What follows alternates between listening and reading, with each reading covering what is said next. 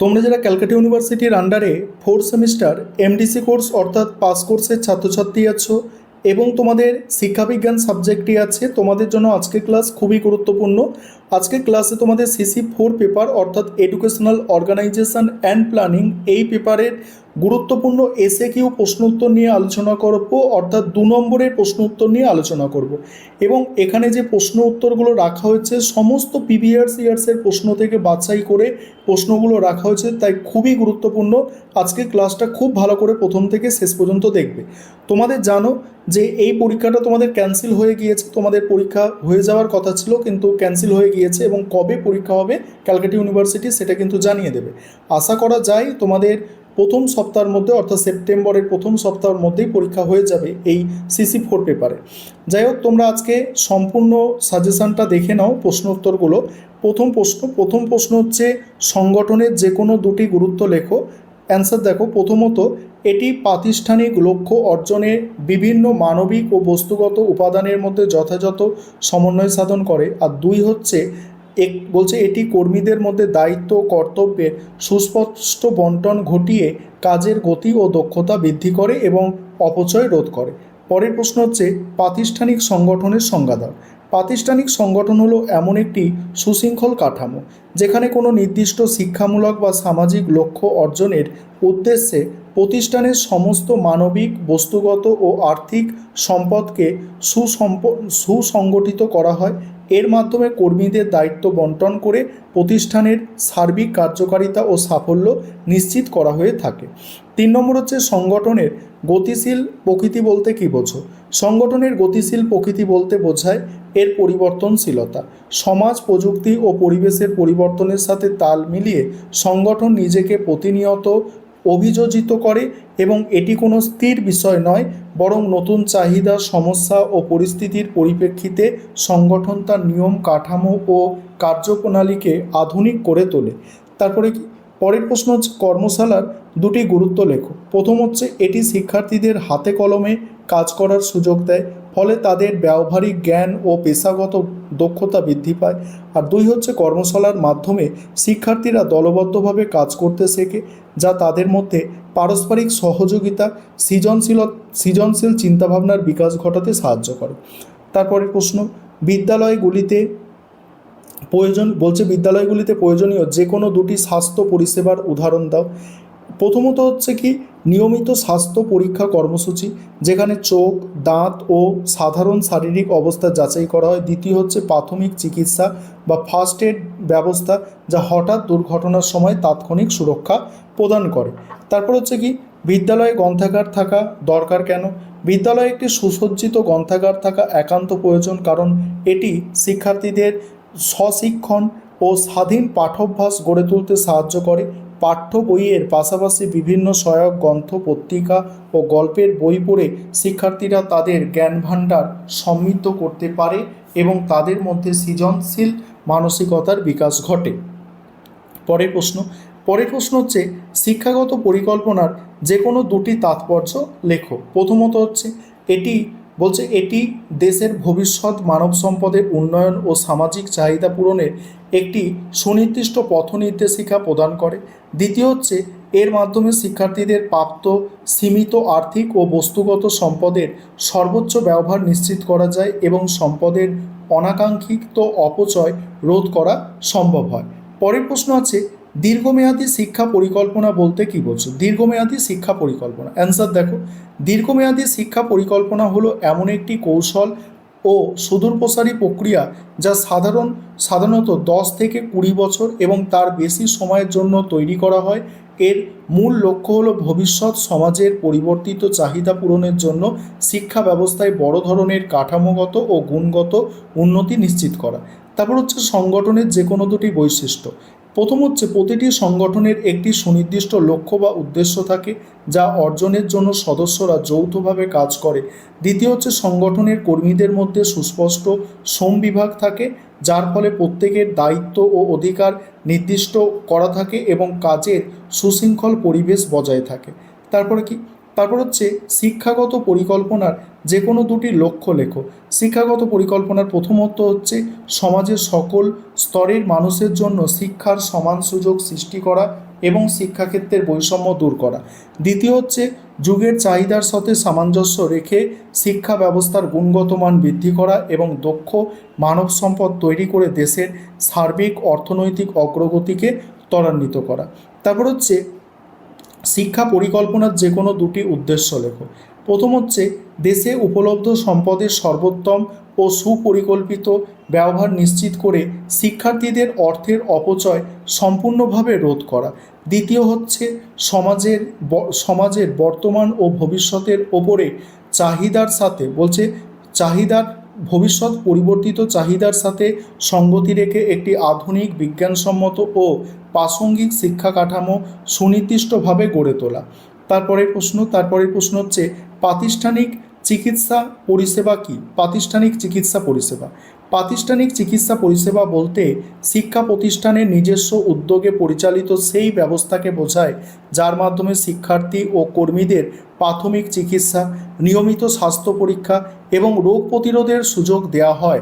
এর লক্ষ্য হলো ক্যাম্পাসে স্বাস্থ্যকর পরিবেশ বজায় রেখে শিক্ষার্থীদের সার্বিক সুস্থতা ও নিরবচ্ছিন্ন শিখন নিশ্চিত করা। তারপর পরীক্ষাগার কি? পরীক্ষাগার বা ল্যাবরেটরি হলো শিক্ষা প্রতিষ্ঠানের এমন একটি বিশেষ কক্ষ যেখানে শিক্ষার্থীরা তাত্ত্বিক জ্ঞানের ভিত্তিতে হাতে কলমে বিজ্ঞানসম্মত পরীক্ষা নিরীক্ষা ও গবেষণা করার সুযোগ পায়।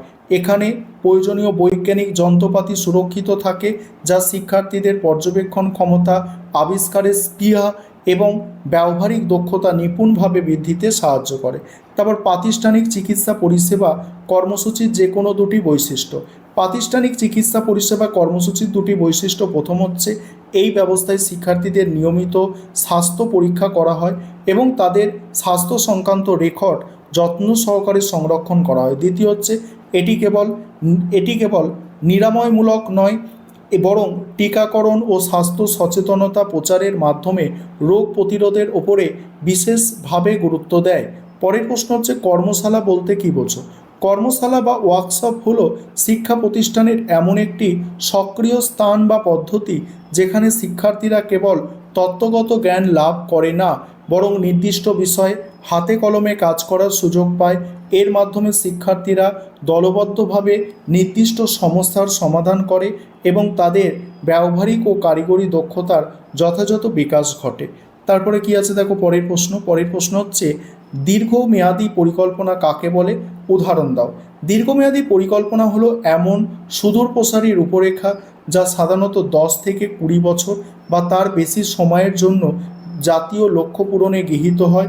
এর মূল লক্ষ্য হলো কাঠামোগত পরিবর্তন। উদাহরণস্বরূপ ভারত সরকারের জাতীয় শিক্ষানীতি 2020 শিক্ষাক্ষেত্রে একটি অত্যন্ত গুরুত্বপূর্ণ দীর্ঘমেয়াদী পরিকল্পনার প্রকৃষ্ট উদাহরণ। স্কুল প্ল্যান্ট বলতে বিদ্যালয়ের সমগ্র ভৌত কাঠামো ও পরিবেশকে বোঝায় যা শিক্ষাদান ও শিখন প্রক্রিয়ার জন্য অপরিহার্য। এর মধ্যে অন্তর্ভুক্ত থাকে বিদ্যালয়ের নিজস্ব জমি, মূল ভবন, তারপরে শ্রেণীকক্ষ, আসবাবপত্র, সমৃদ্ধ গ্রন্থাগার, অত্যাধুনিক পরীক্ষাগার প্রভৃতি। ঠিক আছে। তারপরে কি বলা হচ্ছে দেখো স্বল্পমেয়াদী পরিকল্পনা বলতে কী বোঝো? উদাহরণ। স্বল্পমেয়াদী পরিকল্পনা হলো তাৎক্ষণিক প্রয়োজন মেটানোর উদ্দেশ্যে 1 বছর বা তার কম সময়ের জন্য প্রস্তুত করা সাময়িক কর্মপন্থা। এটি দীর্ঘমেয়াদী লক্ষ্যের একটি ক্ষুদ্র অংশ হিসাবে কাজ করে। উদাহরণস্বরূপ কোনো বিদ্যালয়ের নির্দিষ্ট একটি শিক্ষাবর্ষে বাৎসরিক বাজেট বা সিলেবাস ভিত্তিক বার্ষিক পরিকাঠামো পাঠ পরিকল্পনা তৈরি করা। তারপরে পরীক্ষাগারের যে কোনো দুটি বৈশিষ্ট্য। প্রথম হচ্ছে এখানে পরীক্ষা নিরীক্ষা সম্পন্ন করার জন্য আধুনিক বৈজ্ঞানিক যন্ত্রপাতি ও প্রয়োজনীয় উপকরণ সুশৃঙ্খলভাবে সাজানো থাকে। দ্বিতীয়ত এটি এমনভাবে সুরক্ষিত ও পরিকল্পিত হয় যাতে হাতে কলমে কাজ করার সময় শিক্ষার্থীদের সম্পূর্ণ নিরাপত্তা বজায় থাকে এবং কোনো ধরনের অকাঙ্ক্ষিত দুর্ঘটনা না ঘটে। তারপরে হচ্ছে প্রাতিষ্ঠানিক সংগঠনের যে কোনো দুটি বৈশিষ্ট্য। প্রাতিষ্ঠানিক সংগঠনের দুটি বৈশিষ্ট্য হলো প্রথমত এটি একটি সুস্পষ্ট কাঠামোগত রূপরেখা যেখানে কর্মীদের কাজের দায়িত্ব ক্ষমতা নির্দিষ্ট নিয়ম অনুযায়ী বণ্টিত হয়। দ্বিতীয়ত হচ্ছে এটি সর্বদাই উদ্দেশ্যমুখী, অর্থাৎ প্রতিষ্ঠানে পূর্ব নির্ধারিত শিক্ষামূলক বা সামাজিক লক্ষ্যগুলিকে সফলভাবে অর্জন করার জন্য এই সংগঠন সুপরিকল্পিতভাবে গড়ে ওঠে। তারপরে একজন গ্রন্থাগারিকের দুটি ভূমিকা লেখো। প্রথমত হচ্ছে তিনি শিক্ষার্থীদের রুচি ও বয়সের সাথে সামঞ্জস্য রেখে সঠিক বই নির্বাচনে সাহায্য করেন। দ্বিতীয়, তিনি গ্রন্থাগারের পরিবেশকে শান্ত ও সুশৃঙ্খল করে তোলেন, যাতে শিক্ষার্থীরা সেখানে বসে স্বাধীনভাবে পঠন পাঠনে স্বতঃস্ফূর্ত আগ্রহী হয়ে ওঠে। তারপর হচ্ছে কর্মশালার যে কোনো দুটি সীমাবদ্ধতা কী কী। একটা হচ্ছে এটি আয়োজন করা অত্যন্ত ব্যয়বহুল ও সময় সাপেক্ষ, কারণ এর জন্য প্রচুর সরঞ্জাম ও প্রশিক্ষকের প্রয়োজন হয়। আর দ্বিতীয়ত হচ্ছে বড় দলে সকল শিক্ষার্থী সমানভাবে কাজ করার সুযোগ পায় না, ফলে অনেকেই প্রকৃত ব্যবহারিক অভিজ্ঞতা লাভ থেকে বঞ্চিত থেকে যায়। তারপর গ্রাসরুট পরিকল্পনা কি? গ্রাসরুট বা তৃণমূল স্তরের পরিকল্পনা হলো একটি বিকেন্দ্রীকৃত পদ্ধতি, যেখানে উচ্চ স্তর থেকে চাপিয়ে দেওয়ার বদলে সরাসরি স্থানীয় পর্যায় থেকে পরিকল্পনা তৈরি শুরু হয়। এক্ষেত্রে স্থানীয় মানুষ, শিক্ষক, কর্মীদের প্রত্যক্ষ মতামতকে সর্বাধিক গুরুত্ব দেওয়া হয় বলে এটি অনেক বেশি বাস্তবসম্মত ও কার্যকর। পরের প্রশ্ন হচ্ছে শিক্ষা পরিকল্পনার বিভিন্ন প্রকারগুলি কী কী? বিভিন্ন প্রকারগুলি দেখো, যেমন হচ্ছে সময়ের ভিত্তিতে দীর্ঘমেয়াদী, মধ্যমেয়াদী, স্বল্পমেয়াদী পরিকল্পনা। প্রশাসনিক স্তরের ভিত্তিতে হচ্ছে কেন্দ্রীয়, রাজ্যভিত্তিক, স্থানীয় পরিকল্পনা, এবং কাঠামোগত হচ্ছে ম্যাক্রো মাইক্রো পরিকল্পনা। তারপরে কি? পরের প্রশ্ন, প্রাতিষ্ঠানিক চিকিৎসা পরিষেবা শিক্ষকের দুটি ভূমিকা। প্রথম হচ্ছে তারা শিক্ষার্থীদের দৈনন্দিন শারীরিক স্বাস্থ্যের প্রাথমিক পর্যবেক্ষণ করেন এবং কোনো অসুস্থতা দেখলে দ্রুত চিকিৎসকের কাছে পাঠান। দ্বিতীয় হচ্ছে স্বাস্থ্যবিধি ও পরিচ্ছন্নতা নিয়ে আলোচনার মাধ্যমে শিক্ষকরা শিক্ষার্থীদের মধ্যে কার্যকারী স্বাস্থ্য সচেতনতা গড়ে তুলতে সাহায্য করে। তারপরে হচ্ছে কি? সংগঠনের দুটি নীতি লেখো। সংগঠনের দুটি নীতি। প্রথম কি? একটি সুপরিচালিত সংগঠনের দুটি নীতি হচ্ছে, এক, শ্রম বিভাগের নীতি, যেখানে কর্মীদের যোগ্যতা ও দক্ষতা অনুযায়ী নির্দিষ্ট দায়িত্ব যথাযথভাবে ভাগ করে দেওয়া। দ্বিতীয় হচ্ছে শৃঙ্খলার নীতি, যা প্রতিষ্ঠানের সর্বত্র নিয়মকানুন মেনে চলার নিশ্চিত করে এবং কাজের মধ্যে সুষ্ঠু সমন্বয় ও সংহতি দৃঢ়ভাবে বজায় রাখে। তারপরে সংগঠনের দুটি কাজ। প্রথম হচ্ছে শিক্ষা প্রতিষ্ঠানের লক্ষ্য বাস্তবায়নের জন্য কর্মীদের মধ্যে সুস্পষ্টভাবে দায়িত্ব ও ক্ষমতা সঠিকভাবে বণ্টিত করা। আর দ্বিতীয় হচ্ছে মানবিক ও বস্তুগত সম্পদগুলির মধ্যে কার্যকারী সমন্বয় সাধন করা, যাতে সম্পদের কোনো অপচয় না ঘটে এবং সার্বিক কার্যকারিতার দ্রুত বৃদ্ধি পায়। তারপরে দেখো পরের প্রশ্ন দেখে নাও। আর পরের প্রশ্নগুলো আমি স্ক্রল করে যাচ্ছি, দেখবে স্কুল প্ল্যান্ট কাকে বলে, খুব গুরুত্বপূর্ণ প্রশ্ন। তারপর বিদ্যালয় গ্রন্থাগারের দুটি উপকারিতা বা প্রয়োজনীয়তা লেখো, মোস্ট ইম্পর্টেন্ট প্রশ্ন। আর শিক্ষা দান কার্যে একটি সময় তালিকা। একটা বিষয় তোমাদের এখানে বলি, তোমাদের জন্য কিন্তু আমাদের স্টাডি মেটেরিয়াল রেডি করা হয়। তোমরা যারা 5th সেমিস্টারে স্টাডি মেটেরিয়াল পারচেস করবে ভাবছো, অর্থাৎ কিনবে ভাবছো আমাদের থেকে, তোমরা কিন্তু যোগাযোগ করতে পারো। আমাদের 5th সেমিস্টারে স্টাডি মেটেরিয়াল অলরেডি রেডি হয়ে গিয়েছে, ঠিক আছে। দেখো পরের প্রশ্ন উত্তরগুলো তোমরা দেখে নাও।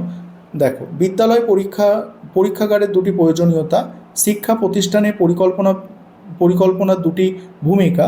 বাকি প্রশ্ন উত্তরগুলো দেখো, স্কুল প্ল্যান্টের যে কোনো দুটি উপাদান, এইভাবে দেখে নাও।